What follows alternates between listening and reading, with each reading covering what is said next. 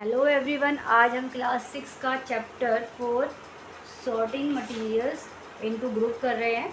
इसमें हम प्रॉपर्टी तक हम कर चुके थे, अब हम अपीयरेंस के बारे में करेंगे। तो यहाँ पे दिया हुआ है appearance material usually look different from each other. अगर आप देखें कि आप अलग अलग जो मटेरियल देते हैं वो जो है दिखने में अलग अलग होते हैं। जैसे कि वुड जो होती है, वुड की बनी हुई चीज़ें हो गई, और उनका जो लुक होता है वो बहुत ही डिफरेंट होता है किससे, आयरन की बनी हुई चीज़ों से। ऐसी आयरन जो होता है वो उसका जो लुक होता है वो अपीयरेंस जो होता है, लुक मतलब अपीयरेंस, ठीक है, यानी कि अपीयरेंस मतलब लुक जो होता है वो क्या होता है, कॉपर और एल्यूमिनियम से एकदम अलग अलग होता है। तो यहाँ पे उन्होंने कहा लेकिन at the same time there may be the some similarity between the iron copper and aluminium that are not आ देयर इन वुड। ठीक है, अब देखो वुड और अगर आप उसको देखें आयरन को, तो उनके अपीयरेंस में काफ़ी डिफरेंस होते हैं। ऐसी आयरन और एल्यूमिनियम और कॉपर में भी क्या होते हैं, डिफरेंस होते हैं। लेकिन कभी कभी क्या होता है, कुछ चीज़ों में इनमें सिमिलरिटी होती है, किसमें, कॉपर में, आयरन में और एल्यूमिनियम में। इनमें तीनों में सिमिलरिटी होती है काफ़ी हद तक। लेकिन वुड से ये तीनों क्या होते हैं, अलग होते हैं। वुड का जो अपीयरेंस होता है वो काफ़ी अलग होता है इन तीनों से। तो इन तीनों में काफ़ी सिमिलरिटी भी होती है, हालांकि एक दूसरे से अलग है फिर भी सिमिलरिटी होती है। तो यहाँ पे ना एक एक्टिविटी दी है आपको कहा गया है कि आप पेपर ले लीजिए, पेपर की एक रॉड ले लीजिए। जैसे आपके पास फॉइल पेपर आता है ना, होम फॉइल, उसके अंदर से रॉड निकलती है, वो गत्ते की बनी होती है, तो वो पेपर का काम कर जाएगी। कार्डबोर्ड ले लीजिए, वुड ले लीजिए, कॉपर ले लीजिए, वायर, कॉपर की वायर ले लीजिए, एल्यूमिनियम शीट ले लीजिए और चॉक ले लीजिए। इनको ना आप कट करने की कोशिश कीजिए। तो जब आप इनको कट करने की कोशिश करते हैं या इन पे कट डालते हैं, तो वो जो कट होते हैं ना वो इस जगह, देखो यहाँ से इन्होंने काट रखा ना, इस जगह को देखें, यहाँ पे आपको शाइनिंग दिखती है। अगर जिन चीज़ों में शाइनिंग दिख रही है तो वो चीज़ें आपकी क्या है, लस्टर है। जैसे कि आप अगर आयरन शीट को कट करेंगे तो वो यहाँ से शाइन करेगी, ठीक है, और अगर आप एल्यूमिनियम शीट को कट करेंगे तो वो भी यहाँ से शाइन करेगी। लेकिन वुड को और कार्डबोर्ड को अगर आप कट करेंगे तो वो यहाँ से शाइन करती हुई नहीं दिखेगी। तो जो आपको यहाँ से शाइन करती हुई दिख रही है, फ्रेश कट मारेंगे, फ्रेश कट पे आपको शाइनिंग दिख रहा है, तो वो आपके क्या होते हैं, लस्टर मटेरियल होते हैं। लस्टर मतलब कि चमक, यानी कि जो मटेरियल में चमक होती है उसको हम कहते हैं वो लस्टर है। तो ज़्यादातर आपकी जो वो होता है ना मटेरियल, ऐसे मटेरियल जो लस्टर होते हैं वो आपके मेटल्स होते हैं। तो यहाँ पे लिखा हुआ है material that have to such lustre are usually metals, यानी कि वह मटेरियल जो लस्टर है, मतलब कि शाइन कर रहे हैं काटने पर, वो आपकी क्या है, मेटल्स हैं। मेटल्स में आपका क्या आता है, आयरन, कॉपर, एल्यूमिनियम, गोल्ड, ये कुछ एग्जांपल हैं किसके, मेटल्स के। तो ज़्यादातर मेटल्स जो होती है वो लस्टर होते हैं, मतलब कि शाइन करती हैं। वहीं आपकी जो वुड होगी ना वो शाइन नहीं करेगी। Some materials offer lose their shine and the appearance dull. कुछ जो मेटल्स होती हैं ना वो कुछ टाइम के बाद अपना जो शाइन है उसको खो देती है और डल हो जाती हैं। क्यों, क्योंकि because of the actions of air and moistures of them, क्योंकि इनके साथ जो एयर होती है वो टच करती है, मॉइस्चर टच करता है। एयर के टच में आने पर और मॉइस्चर के टच में आने पर इनकी जो वो होती है ना, शाइनिंग होती है, वो ख़त्म हो जाती है। आपने देखा भी होगा, आपने अपने घर में मेटल्स की चीज़ें लेके आते हैं तो वो कुछ टाइम के बाद क्या होती है, इनकी जो शाइन होती है ना वो डल पड़ जाती है। क्यों, क्योंकि एयर और मॉइस्चर के उसमें आने पर, टच में आने पर ऐसा होता है, ठीक है।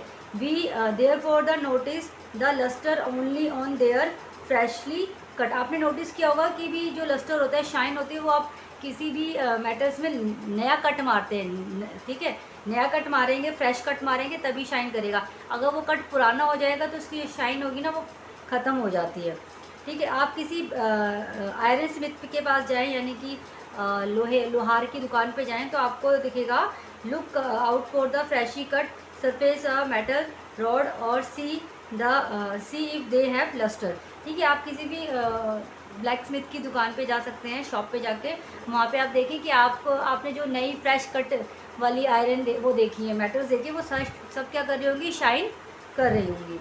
फिर आता है आपका हार्डनेस, कि भी अब आपने ना काफ़ी सारे मटेरियल ले रखे हैं अपने पास, उनमें से उनको ना आप कंप्रेस करें, मतलब कि दबा के देखें, ठीक है।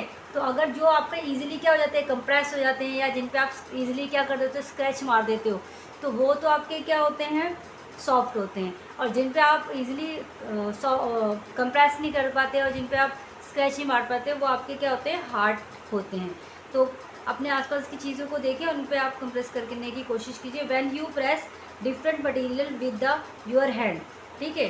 जब आप किसी अलग अलग मटेरियल को अपने हाथ से क्या करते हैं, कंप्रेस करते हैं, some of them may be hard to compress, कुछ आपको दबाने में दिक्कत आती है, वो तो कंप्रेस नहीं होते, while the other can be the easily compress, कुछ जो होते हैं वो ईजिली क्या हो जाते हैं, कंप्रेस हो जाते हैं। टेक अ मेटल्स की, आप ना एक मेटल्स की लीजिए और उससे ना स्क्रैच मारिए। किस पर आप स्क्रैच मारना है, आपने पीस ऑफ वुड लेना है, एल्यूमिनियम लेना है, पीस ऑफ स्टोन लेना है, नेल लेना है, कैंडल लेनी है, चौक लेना है, इन सब पे स्क्रैच मार के देखिए। जिन जिन पे इजीली स्क्रैच पड़ रहे हैं वो सॉफ्ट है, जिन पे स्क्रैच पड़ने में दिक्कत आ रही है आपको तो वो क्या होंगे, हार्ड होंगे।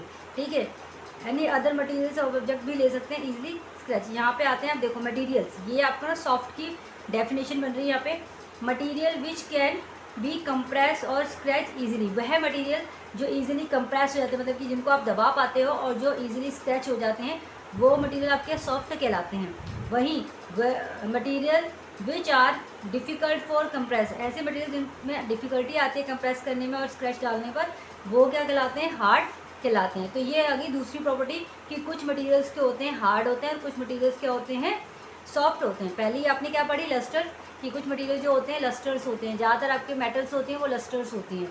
ठीक है, वुड में आपकी लस्टर नहीं होती, मतलब चमकती नहीं है। वहीं कुछ चीज़ें क्या होती हैं, हार्ड होती है और कुछ चीज़ें सॉफ्ट होती है। अब आते हैं दूसरी प्रॉपर्टी, अगली प्रॉपर्टी पे, सोलेबल और इनसोलेबल।